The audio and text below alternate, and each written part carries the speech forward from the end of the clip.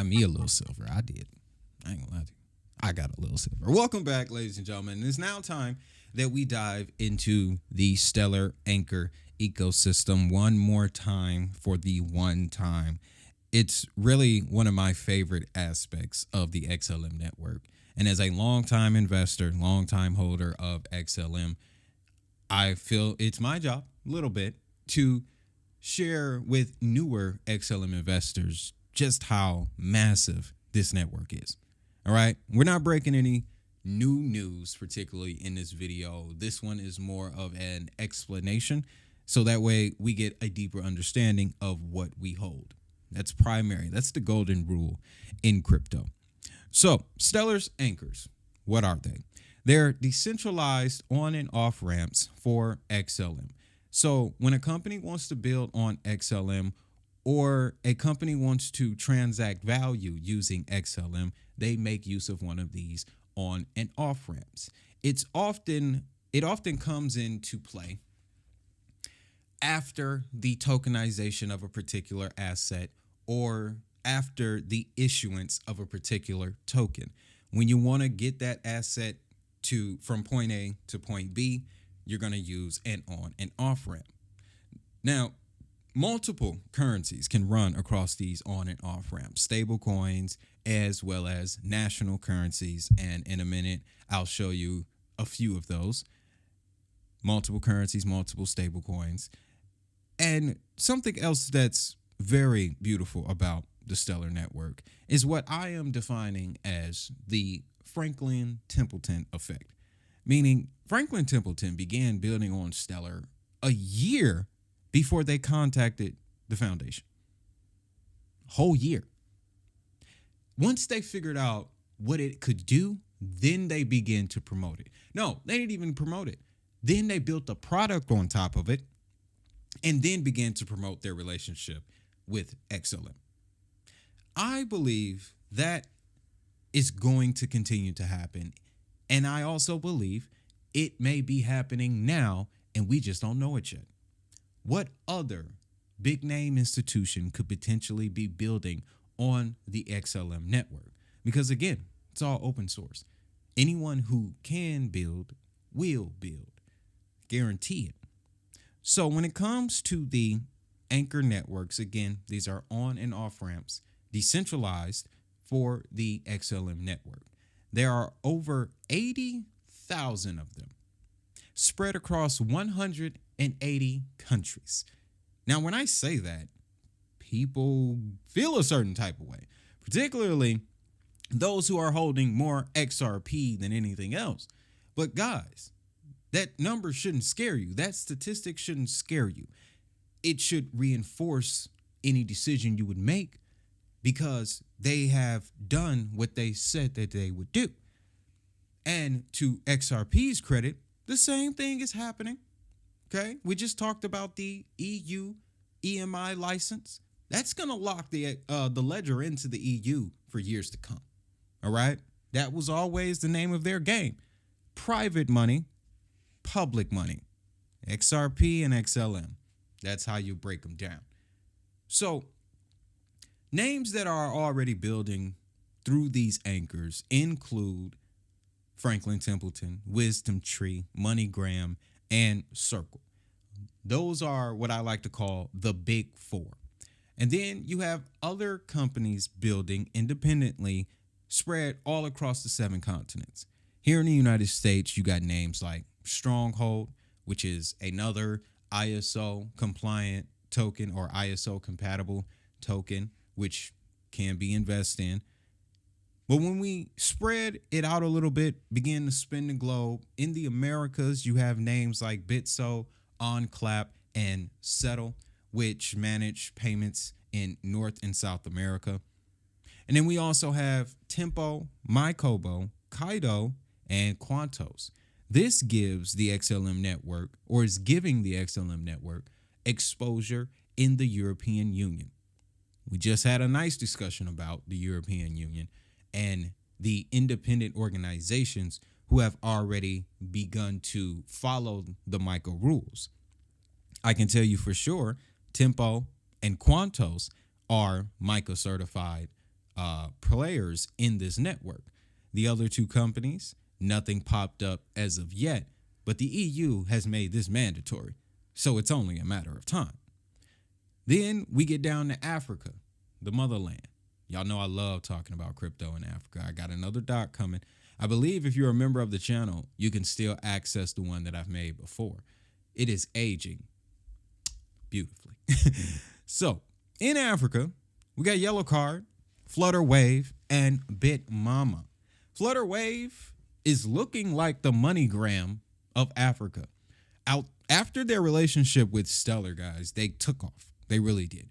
To become one of the most prominent fintechs on the continent. So that's a hell of an ally to have from a technology perspective. Yellow Card, I'm beginning to hear their name a lot more, which means that they're picking up momentum. So that's always fantastic to see.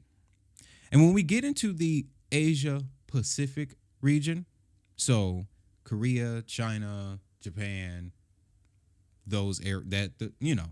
Asia Pacific, right? We have Lightnet, Banksa, Novati, and BitNovo. Now, Lightnet, yep, that name probably rings a bell. If it does, it's because you hold Velo. That is the company that formed the Velo network. Haven't heard a lot from them recently. I believe one of you had reached out to me not too long ago asking me to dig back into them. I'll fish around, see what I can find, let you know. Banksa is a bigger financial name. They focus on complex financial infrastructures, banking, things of that nature.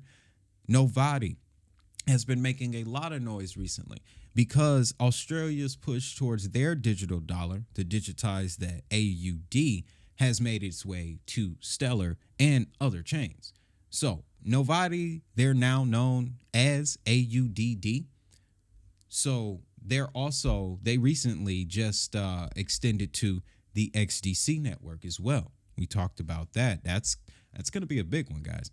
So when you look at the global picture for Stellar, it's insane. It's truly insane, guys. I made a chart a few months back giving the percentages of the regions here. And even since then, that number has increased. Another number that has increased on Stellar is the amount of stablecoins. Okay? 15 stablecoins backed by national currencies currently run on XLM. 15. I have it here. Let me pull it up right just fast. On the X account. Made sure I got this one out, ladies and gentlemen, because this is just, it was impressive. It was very impressive and reported on some Democratic pushback. But yes, right here. XLM has a stablecoin for every major economy in the world. Okay? Shout out to the 36 people that have seen this because you ahead of the game.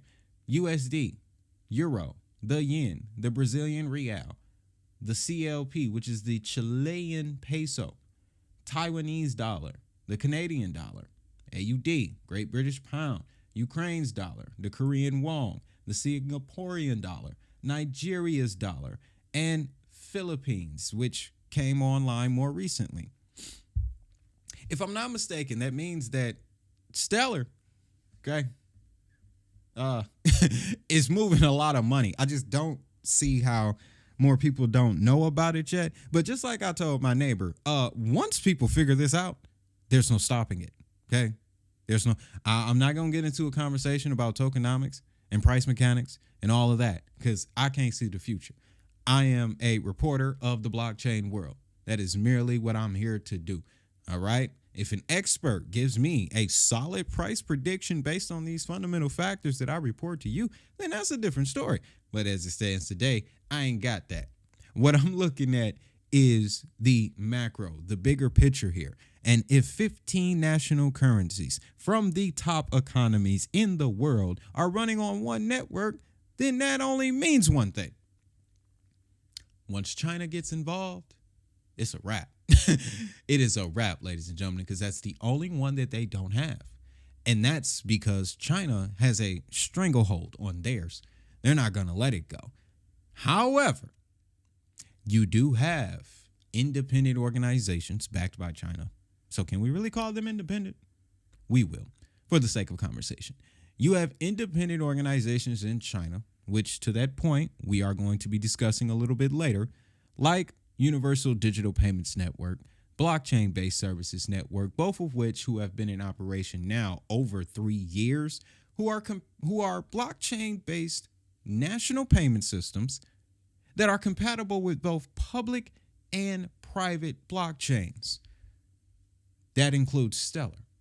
As a matter of fact, by the end of the year, Stellar will fall into both buckets thanks to the Protocol 25 upgrade to X-Ray, which introduces privacy to the Stellar network. I really think once that, because it's on mainnet, but you know, things got to build momentum and catch traction. Once the places that are already using Stellar start benefiting from the privacy, that could change the game, folks. That could really change the game. So I hope you now have a deeper understanding of the anchor infrastructure for Stellar XLM. And now you can see how XLM has been able to make it this far.